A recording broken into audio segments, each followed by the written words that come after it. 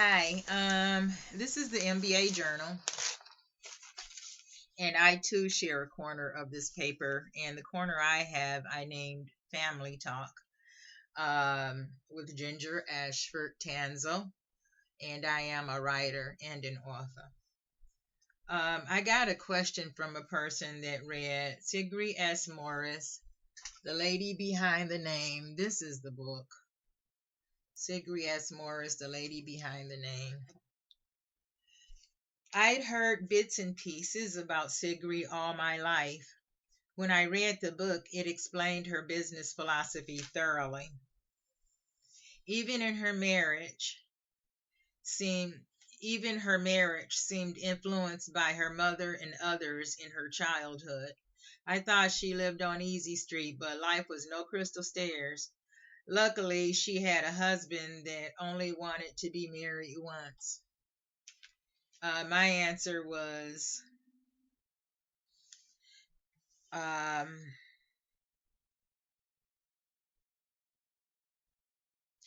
well, okay, here's what my answer was. I'm sorry for the pause. Before I begin, let me apologize for only sharing what I see as the most important points of your letter. If you want to write a book, just do it, because she had mentioned that she wanted to write a book. We as Africans are not a monolith. Each of us are unique and have our own individual perspectives. We have allowed others to write about us far too long. For them, all history really boils down to is the lie agreed upon. And until the lion writes about the hunt, the hunter will always be glorified.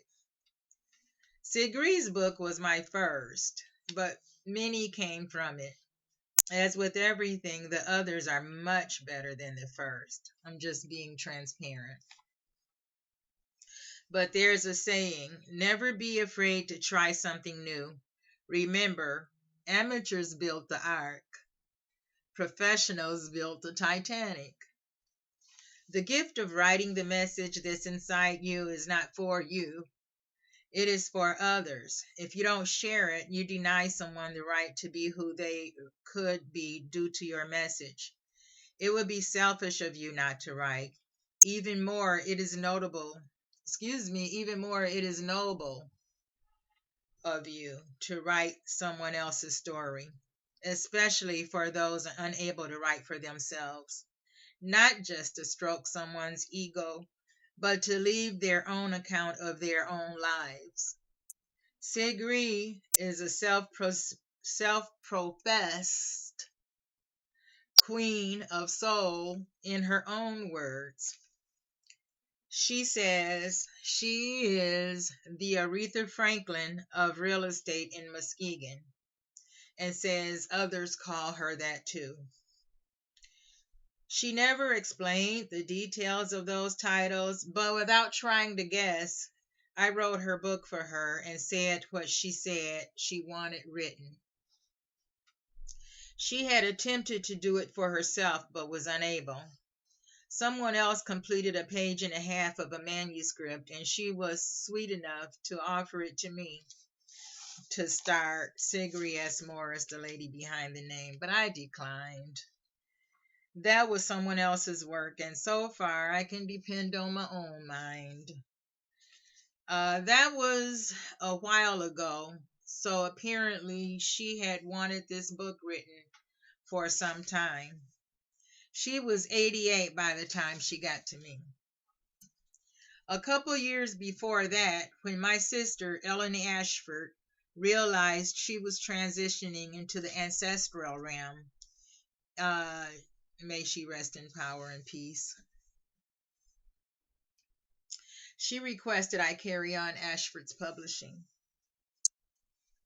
Ellen's request met possibility when Ciggzree's approached me about writing her book, but with slight changes I added Tanzel to the name and services. Ashford Tanzel Publishing, Media, Photography, and Entertainment. Ciggzree's appeal sparked a mystic chord in my soul, as I esoterically thought. This could be my divine assignment, my chance to contribute to the ancestors who were purposely excluded from the history books so that the world would not know who they are. As poetic sounding as that was, writing this book was just plain hard.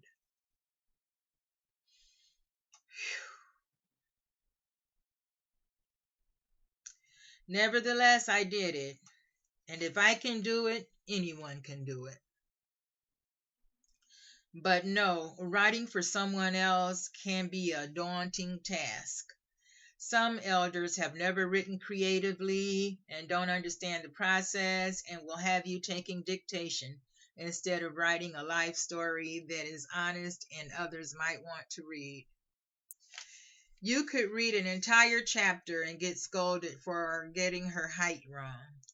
In those times, pull back, but don't quit. My African identity mixed with my Southern roots demanded I stay mindful of the fact that she is an elder and to treat her as I'd like my own mother treated. Being in separate cities, we agreed to record every conversation about her life. Initially, she wanted to do a tell-all, but after she told it, she wanted to leave two things out. I agreed. Still, she wanted this book to be one that would let parents know never to give up on their children. But after seeing the colorful characters from her past come to life, she wanted to scrap a lot more than two. I understood that and scrapped it. Seeing her words and life on paper was more than she wanted to reveal. Although it was pure edutainment for me writing about them, I understood and obeyed her wishes. However, I felt the parts she scrapped were especially important to her life story because they made her who she was and included America's history through Black folks' perspective and explained how some survived. They were stories left out of the history books, but it was the laundry that so-called decent older people tend to conceal back in that day and never aired about their family. Secrets they took to their grave. So this is a book that must be read between the lines. Times have changed, and not everyone is aware that even the rich and powerful and want to be rich are admitting to having a less than cultured family. Even the blue bloods find it amusing telling the truth of their past, as witnessed on Finding Your Roots with Henry Louis Gates. There were things about her life that were riveting. The sad parts were the lowest of the lows. The weight of the circumstances this woman endured would have crushed many men and women. In my opinion, if she couldn't change what was happening to her, she could choose her attitude about it. I, too, had heard a lot about Ciggzree, and I was pleasantly surprised to learn that along with her keen sense of business, she had an equally keen sense of humor. Alice Walker says, "What good is suffering if you don't have fun afterwards?" Mrs. Morris said whenever she crossed paths with a negative person, she kept a reason to leave in her pocket. Excuses flowed from her mouth as smooth as glass, and rarely did anyone find out they'd been given the slip. She never underestimated a toxic person's ability to steal her joy. And although she could laugh and shoot the breeze with the best of them, her mind was on her business. Even in the grimmest of situations, even in the grimmest of situations, she kept her mind on her desired outcome. Many lessons of survival were left out, along with ways, as the elders say, to keep the cheat off of you. She was never too lofty to go to someone and seek business advice. You'll only look dumb once. Not to give too much of the book away, but the beginning of the book explains a lot. She was groomed from a young girl to recognize and size up folk. By the time she was a teenager, leaving her mother's house without enough money to pursue her real dreams, she decided to marry a rich man. A lot of things broke her heart along the way, but fixed her vision so she could see the secure value in Richard from miles away, even with Stevie Wonder's eyesight. Richard wasn't rich, but he paid the bills. He was traditional and she wasn't. Having him, she was never afraid of failure, although he probably wouldn't have minded if she failed so she could come back to the house and raise his babies. But she was determined to live the life she'd hoped a millionaire husband would have provided. And it seemed the only way to get there was to figure it out for herself, one way or the other. Richard didn't have ranking nor social capital, but he had one thing Ciggzree needed badly, and that was a connection. You read right, a single connection. And he shared that with her freely. I only met Ciggzree twice before writing her book. We were virtual strangers. She had people around her who she'd known for years who felt they could have written the book quicker, and they possibly could have. I'm not sure why she chose me, but now I'm glad she did. She never submitted a manuscript to me. I did that for her. To do it, we collaborated chapter by chapter. This method required patience. But if you trust your intellectual material with your aunt, you could just submit your aunt's manuscript to her in its entirety. The lady who was writing me had mentioned about her aunt, writing a manuscript for her aunt. And I was saying that if you trust her with your manuscript and you don't think she'll share it with anybody, you can just give it to her. There is a lot to writing a book that the person for whom you're writing may not be aware of. But even if you're on a low budget, it doesn't mean you have to do every single thing yourself. Some of the things I didn't know would have been a piece of cake for a high school student, such as lining up the table of contents, pagination, and the margins had to be specifically set for the binding company. My fonts were too large, but I did my best editing after I hit publish. I would have liked better names for the chapters, but I'd had her book far too long and wanted to hurry and get it to her so she could enjoy it. And the pandemic gave me that great advantage too. And I was right. Sometimes you have a sixth sense and you have to obey it, because something told me to hurry up and write her book. And I wrote it. And then the editor of this paper, Mr. Charles Fair, let me know that Ciggzree was very ill. And at that time, she is 90. She's doing fine. She's not doing fine. She's in bed ill, really ill. Also, make time constraints your friends. Even in the pandemic, you'll never have unlimited time and resources. Find out your constraints and live with them. Most importantly, set a deadline and stick to it. I'm sure Ciggzree would have handed me my head if I resided in the same town with her. The deadline is important. Don't go near it, not even close. Deadlines have the word dead in them for a reason. All your creative juices could be spent going over the same chapters needlessly, and I did a lot of that. Don't ask for more time. If you make the rule once, you'll get the job done. Stick to your deadline and know that you need opposition pushing you sometimes. Yeah, because I wouldn't have got the I wouldn't have got the book done at all if I wasn't doing it for Ciggzree. And that's why I'm so glad I had to do it for her. I can't wait to read you, talking to the lady who was asking me the question. You could even start by writing for a publication.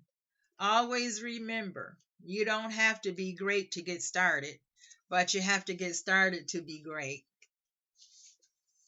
At the age of 90, instead of Ciggzree slowing down, she is speeding up. She has a few irons on the fire. She says she's starting a women's networking group called the Eagles Club. The members will purchase entire blocks of homes instead of one home at a time. She said she also plans to open Muskegon's first fine dining soul food restaurant that will be located downtown Muskegon, Michigan. She says she also has opportunities for construction workers and wannabes. At the end of every conversation with her, she never failed to express how much she enjoyed the Black Panther movie.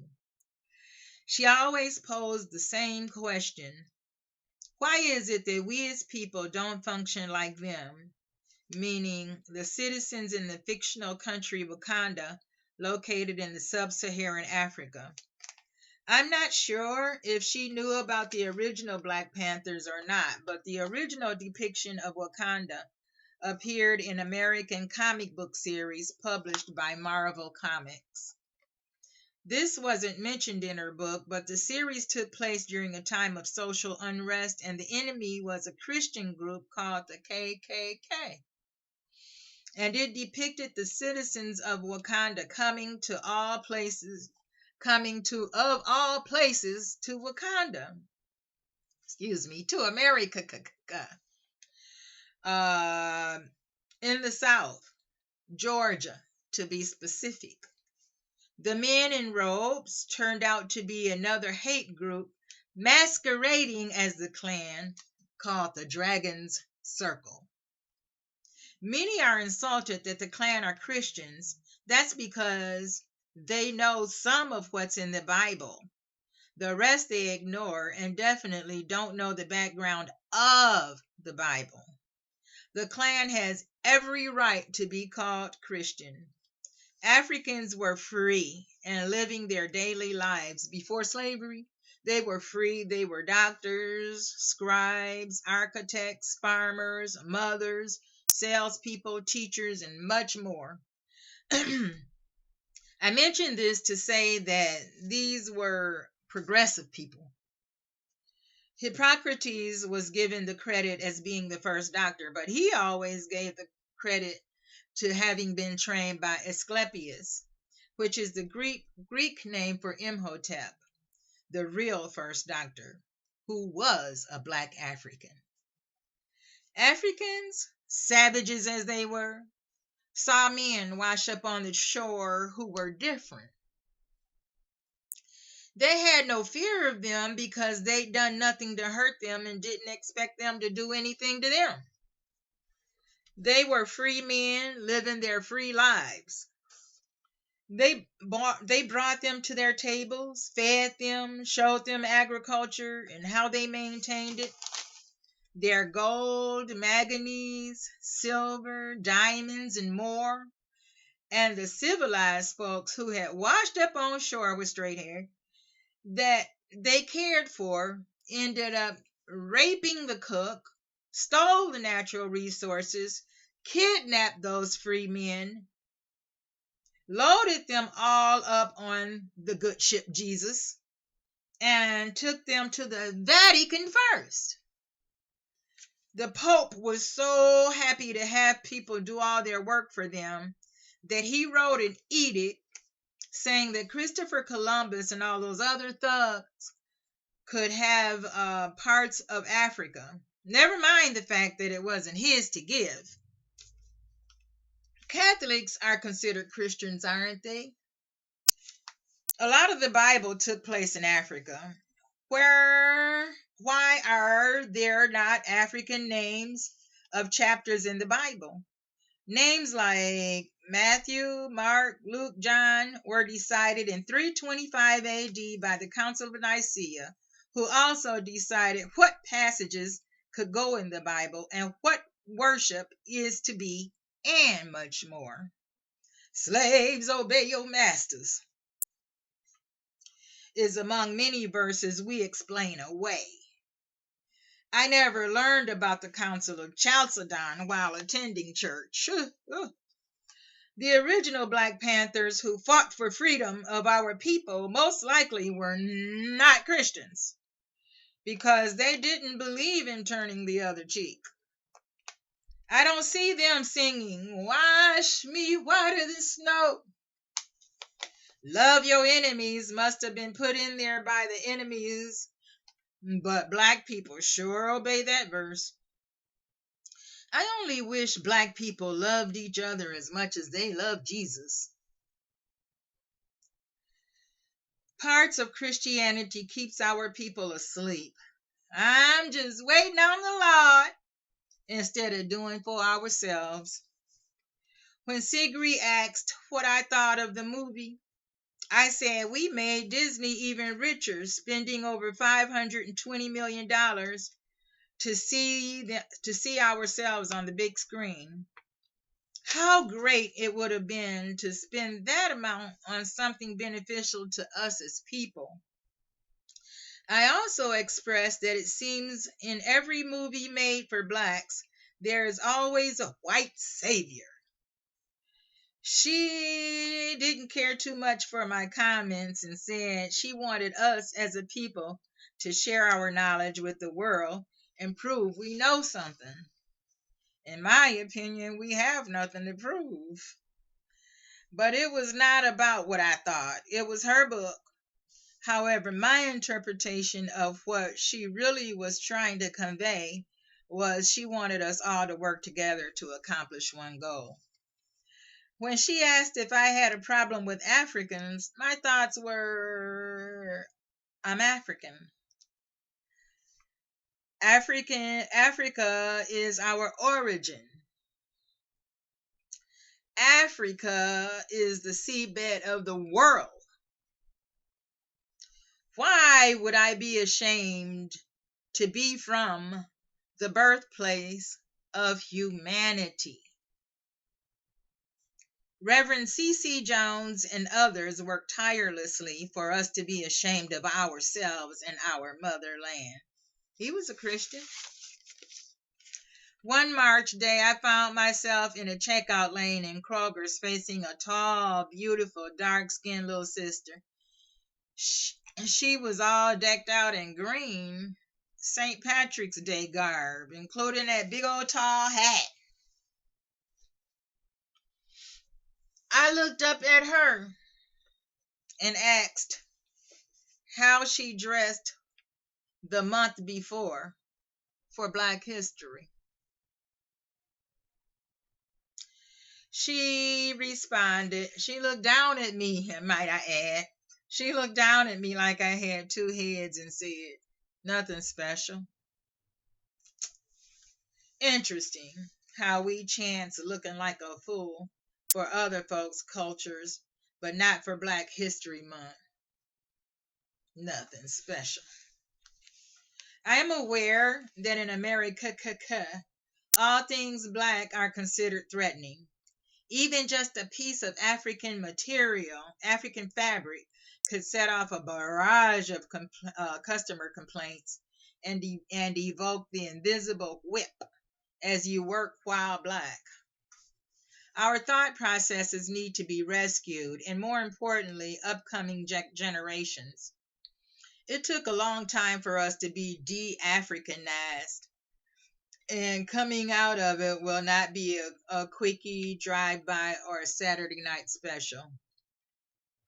You asked what's a jegna. It's a person who awakens others that might be asleep to things in the society and that may hurt them as a black person. Many of us are out of our minds because we have taken on other cultures and belief systems, and Western psychology can do us no good. We weren't considered when the DSM 4 was being published. Don't ask the ones who hurt you to heal you. We may not toil in other folks' fields for free anymore or have Jim Crow, but we have his more sophisticated, deceptive, and beguiling cousin, James Crow, keeping everything the same as it's always been. Some go from childhood to negrohood, beaten down by the lies and limiting self belief systems, along with the mindset that things will be better in the sweet by and by. Can you imagine Africans before the Maafa tragedy falling down on their knees to worship a blonde haired, blue eyed Jesus? I repeat, our ancestors didn't become Christians by answering an altar call. We accepted Christianity at the end of a whip. We were given Christianity to keep us in line. It's incredible that the place we go it's incredible that the place we go the most rarely teaches us anything about our Africanness. But some are 501c3s and can't. What we are doing and being told to do is all wrong. Many are told and believe that the only book you'll ever need to read is the Bible. Would you want the Bible to be the only book your heart search never read? Do we have a shared reality? Our religious practices work well for others because while the masses have kept their heads buried in the Bible, the Chinese read science and technology and are speeding right past us to become the next superpower and super oppressor. The Chinese work ethic imitates the original African's work ethic closer than any other culture ever has. The only thing that threatens the oppressors is our knowledge of the truth, and the oppressor is anyone of color that want to rule over us. Most people are Christians for two reasons. One, afraid of hell, and two, they don't know anything about their sacred text or where it came from. The African is meant to be free. Instead, we are the praisingest, worshipingest people on the planet, and yet the poorest, least respected. And when things don't work, we're told, you didn't pray hard enough. How much more can we do? We out Buddha. We out Muhammad. We out Pope the Pope. We don't share the same reality. A white man's heaven is a black man's hell, and that's a true song. I do wish blacks loved each other all over the world as much as they love Jesus, as I stated earlier. We could be like the citizens of Wakanda in the Black Panther movie. Our confidence in ourselves that's been systematically taken away over the last 500 years would be restored, and we could reclaim our cultural legacy and stop being engineered to be who others want us to be. Our tithes and offerings would be taken to a black-owned bank or credit union, rather than the white-owned banks that suppress and discriminate against us. As a Jegna, all I'm saying is wake up, everybody. Responses can be sent to Ginger Ashford Tanzel, Ashford's Publishing at yahoo.com. As for the book, Ciggzree, the Lady Behind the Name, I've been told there's been issues of availability. Others had no problems. Just in case, the correct link for a copy may be obtained by going Ciggzree, the Lady Behind the Name at Yahoo. Thanks to Ciggzree, more books are being birthed. Letters from Mother Africa to her daughter of the diaspora, Ciggzree, the lady who owned the land. Kiko Davis is a black owner of a bank. Kiko Davis, that's Kiko. The owner of the only black owned woman bank in the United States of America. Thanks, y'all, for listening. Tell me what you think down below. And please like and subscribe. Bye.